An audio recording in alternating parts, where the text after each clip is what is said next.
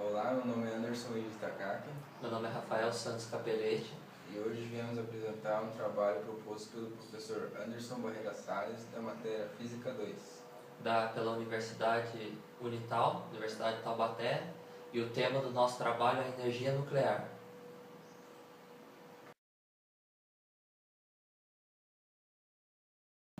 Energia nuclear. Energia nuclear é a energia liberada numa reação nuclear, ou seja, em processos de transformação de núcleos atômicos. A tecnologia nuclear tem como uma das finalidades gerar eletricidade, aproveitando-se de calor emitido na reação para aquecer a água até se tornar vapor, assim movimentando um turbogerador. A reação nuclear pode acontecer controladamente em um reator de usina nuclear ou descontroladamente em uma bomba atômica. Em outras aplicações, aproveita-se a radiação ionizante emitida.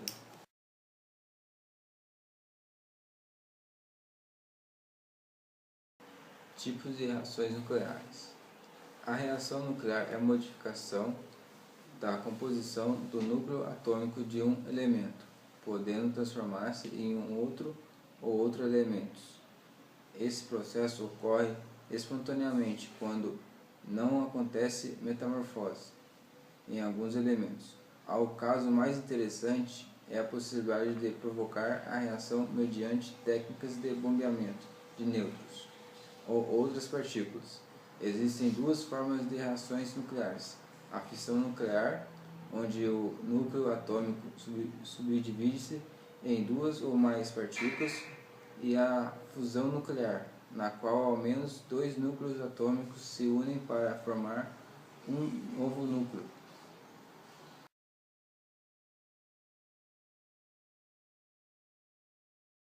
De reatores. Reatores de fissão.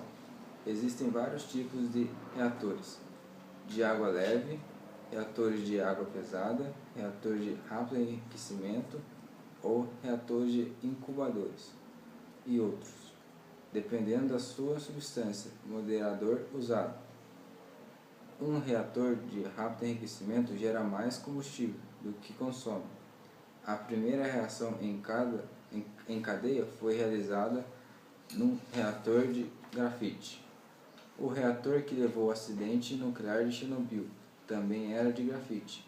A maioria dos reatores em uso para geração de energia elétrica no mundo são do tipo água leve.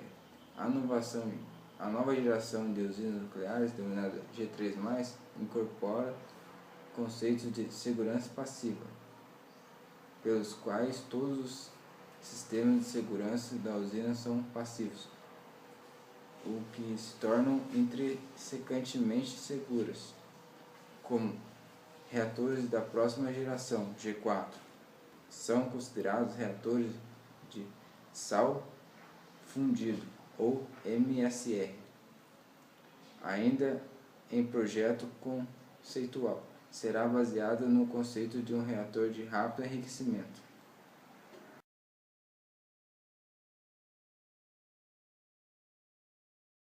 Reatores de fusão. O processo baseia-se em aquecer suficientemente núcleos de deutério até obter-se o estado plástico.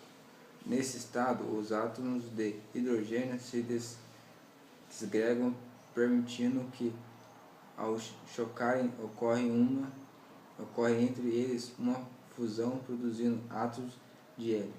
A diferença energética entre dois núcleos de deutério é um de hélio será emitida para a forma de energia que manterá o estado plástico com sombra de grande quantidade de energia útil. A principal dificuldade do processo consiste em confinar uma massa do material do estado plástico que já não existem reservatórios capazes de suportar as elevadas temperaturas e ele associadas.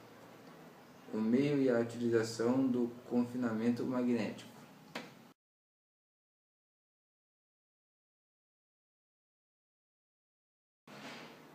Método para a obtenção da energia elétrica por fonte nuclear.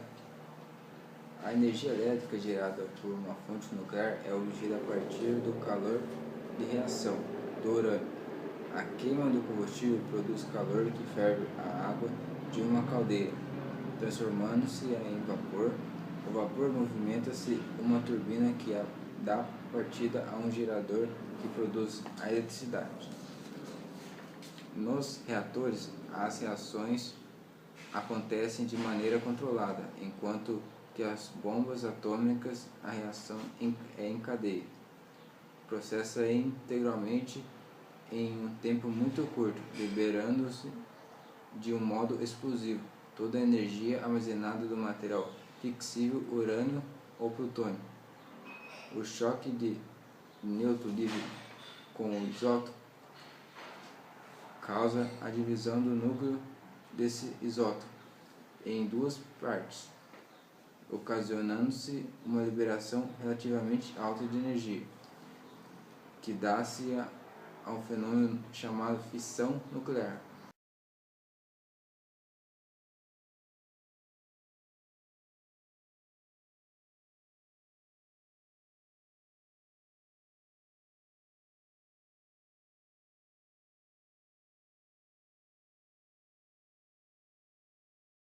Bombas atômicas. As bombas nucleares fundamentam-se na reação nuclear descontrolada e, portanto, explosivas. A eficiência da bomba atômica baseia-se na grande quantidade de energia liberada e em sua toxicidade, que apresenta duas formas: radiação e substâncias emitidas, ambas radioativas. A forma da explosão é de 5.000 até 20 milhões de vezes maior se comparada a explosivos químicos, e sua temperatura gerada durante a explosão termonuclear atinge de 10 a 15 milhões de graus Celsius no centro da explosão.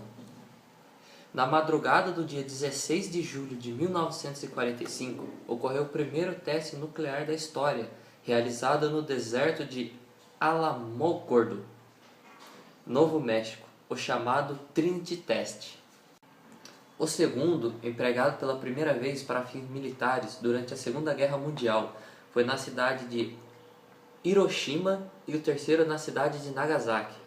Essas explosões mataram ao todo cerca de 155 mil pessoas imediatamente, além de 110 mil pessoas que morreram durante as semanas seguintes, em consequência dos efeitos da radioatividade. Além disso, suspeita-se que até hoje mais de 400 mil pessoas morreram devido aos efeitos a longo prazo da radioatividade, como câncer e outras doenças. As bombas termonucleares são ainda mais potentes e fundamentam-se em reações de fusão de hidrogênio ativadas por uma reação de fissão prévia. A bomba de fissão é o ignitor da bomba de fusão, devido à elevada temperatura para iniciar o processo de fusão.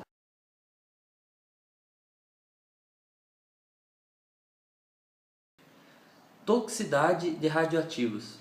A toxicidade baseia-se na radiação emitida pelas substâncias envolvidas na reação nuclear.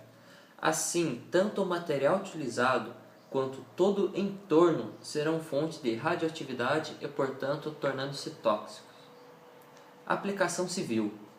A fissão nuclear do urânio é a principal aplicação civil da energia nuclear.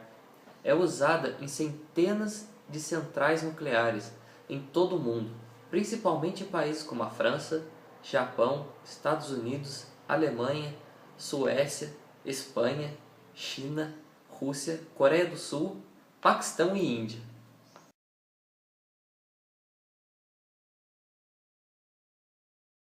Vantagem da energia nuclear.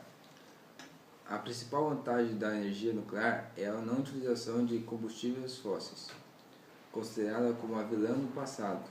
A energia nuclear passou gradativamente a ser definida por ecologistas, de nome como James Lovelock, por não gerarem gases de efeito estufa. Esses ecologistas defenderam uma virada radical em direção à energia nuclear, como forma de combater o aquecimento global, argumentando que, particularmente, áreas contaminados por acidentes nucleares, como a região de Chernobyl, se tornassem em parques ecológicos perfeitos com natureza plena e selvagem, em comparação com a geração hidroelétrica. A geração a partir da energia nuclear apresenta a vantagem de não necessitar o alagamento de grandes áreas com formação dos lagos, de reservatórios, evitando assim a perda de áreas de reservas naturais ou de terras agriculturáveis, bem como a remoção de comunidades inteiras das áreas que são alagadas. Outra vantagem da energia nuclear em relação à geração de energia hidrelétrica é o fato de que a energia nuclear é imune a alterações climáticas futuras que, porventura, possam trazer alterações de regimes de chuvas, já que a maior parte, cerca de 96% do combustível nuclear queimado é constituída de urânio natural. Uma grande parte do combustível utilizado nos reatores nucleares é reprocessado em plantas de processamento como a Urenco, no Novo México. Cerca de 60% do combustível nuclear é mandado diretamente para o reprocessamento.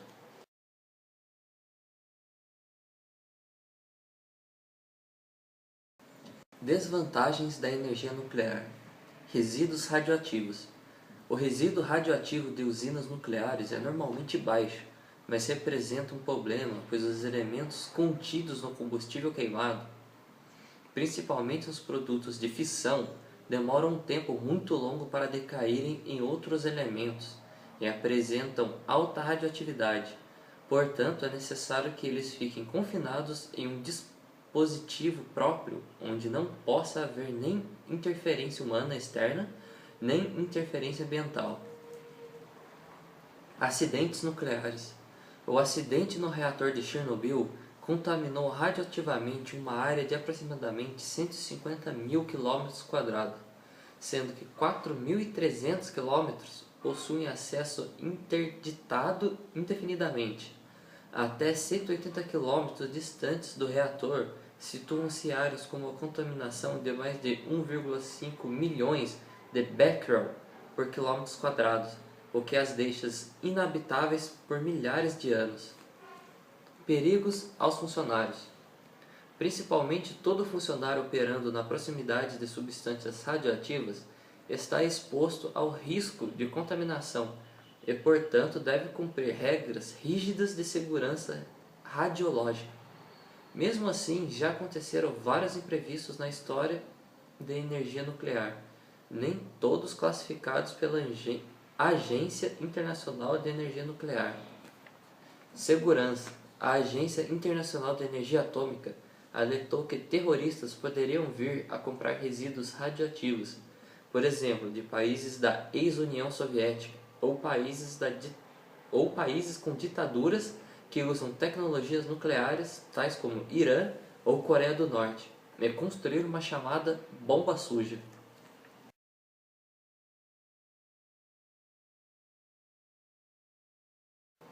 Energia nuclear e impacto ambiental. Ao discutirmos a energia nuclear e seus aspectos ligados ao meio ambiente, devemos primeiro conhecer o chamado ciclo do elemento combustível nuclear, utilizando-se o termo elemento para designar o arranjo de varetas contendo o urânio encapsulado que será consumido durante o funcionamento dos reatores nucleares. Esse ciclo inicia-se na etapa de mineração de urânio. A porcentagem de urânio nos minérios normalmente é baixa, menos de 1%. Desse modo, grande quantidade de matéria tem de ser trabalhadas para obter quantidades necessárias de urânio para o funcionamento de reator nuclear durante um ano.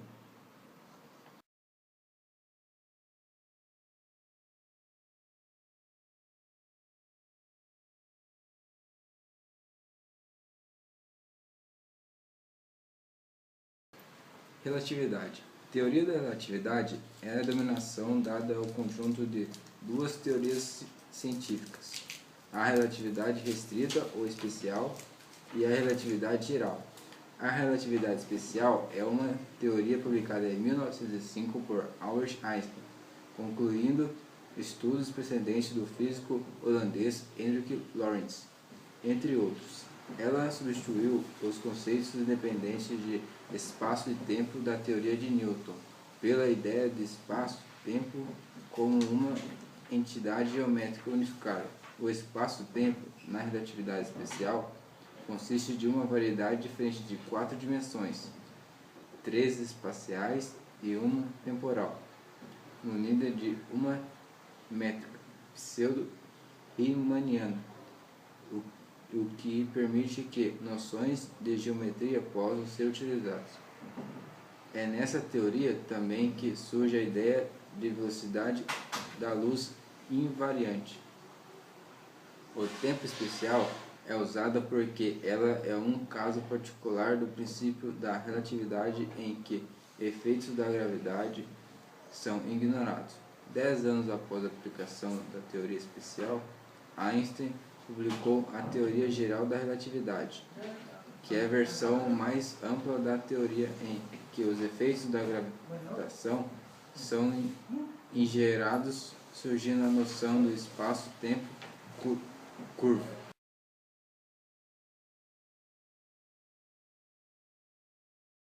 História.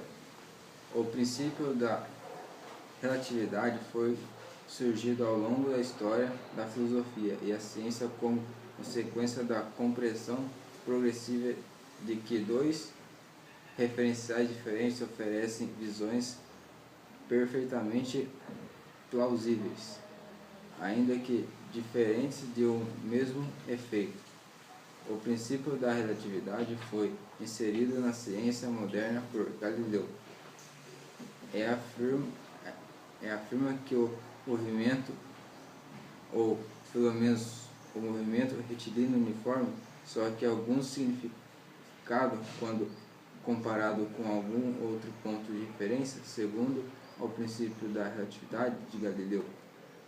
Não existe um sistema de referência absoluto pelo qual todos os movimentos possam ser medidos. Galileu referia-se à posição relativa do Sol, com as estrelas de fundo. Com isso, elaborou um conjunto de transformações chamadas transformadas de Galileu, compostas de 5 leis, para sintetizar as leis do movimento quanto à mudança de referência. Mas naquele tempo acreditava-se que a propagação eletromagnética, ou seja, a luz, fosse instantânea. Portanto, Galileu e mesmo Newton não consideravam em seus cálculos que os acontecimentos observados fossem dissociados dos fatos. Esse fenômeno que separava a luz do som aqui na Terra seria mais acentuado quando observado a grandes distâncias, e já mostrava em fins do século XIX a importância de se estabelecer formas aplicáveis a uma teoria do tempo.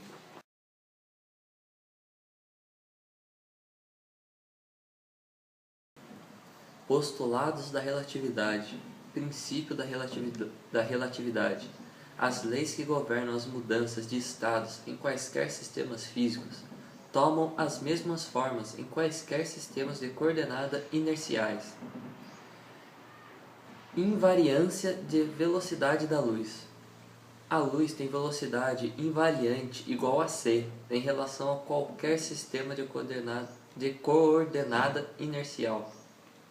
Porém, é necessário dizer que Einstein, segundo alguns, não quis basear a relatividade nas equações de Maxwell, talvez porque entendesse que a validade destas não era ilimitada.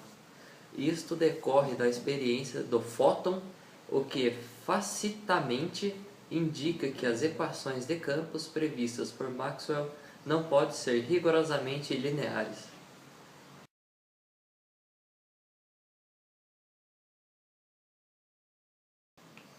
Consequência da relatividade restrita.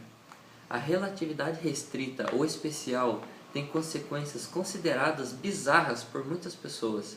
Esta opinião é perfeitamente compreensível, pois estas consequências estão relacionadas a comparações entre observadores movimentando-se a velocidade próxima à da luz, e o ser humano não tem nenhuma experiência com viagens a velocidades comparáveis à velocidade da luz. Eis algumas das consequências. Ao observar qualquer relógio que se mova no referencial adotado, um observador estático na origem do citado referencial verá o relógio móvel atravessar-se em relação ao relógio estático que carrega consigo. O intervalo de tempo próprio corresponde ao menor dos intervalos de tempo separando dois eventos passíveis de serem mensurados mediante observação de relógios no referencial em questão. Ou de forma equivalente, o intervalo de tempo próprio é um dado referencial, é usualmente menor que os correspondentes intervalos de tempos próprios de outros referenciais, que encontram-se animados em relação ao primeiro e que estejam a observar os mesmos eventos em consideração. Eventos que ocorrem simultaneamente em um referencial inercial não são necessariamente simultâneos em outro referencial em movimento relativo. Falta de simultaneidade. Medidas acerca das dimensões de objetos que se movem em relação a um dado referencial serão inferidas com valores menores do que as determinadas para os mesmos objetos, quando inferidas em referenciais nos quais estes encontram-se inanimados. Se um corpo está em movimento ao longo de um eixo dado referencial, as dimensões do corpo ao longo deste eixo parecerá menor do que aquele determinado, quando o mesmo corpo encontrava-se parado em relação ao referencial do observador. Contração dos comprimentos. Aparentes paradoxos da relatividade restrita. Há aqui dois aspectos diferentes a serem considerados.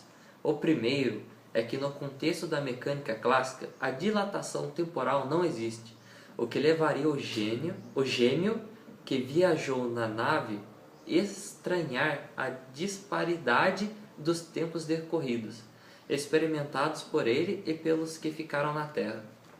Porém, o real paradoxo aqui é o fato de que o mesmo, se aceitando a dilatação temporal, o gêmeo que viajou pelo universo a bordo da nave, sob velocidade próximas à da luz, tem todo o direito de alegar que a Terra é que se movia com velocidade próxima da luz, assim que ele acha que a Terra é que deveria ter tido o seu fluxo do tempo alterado.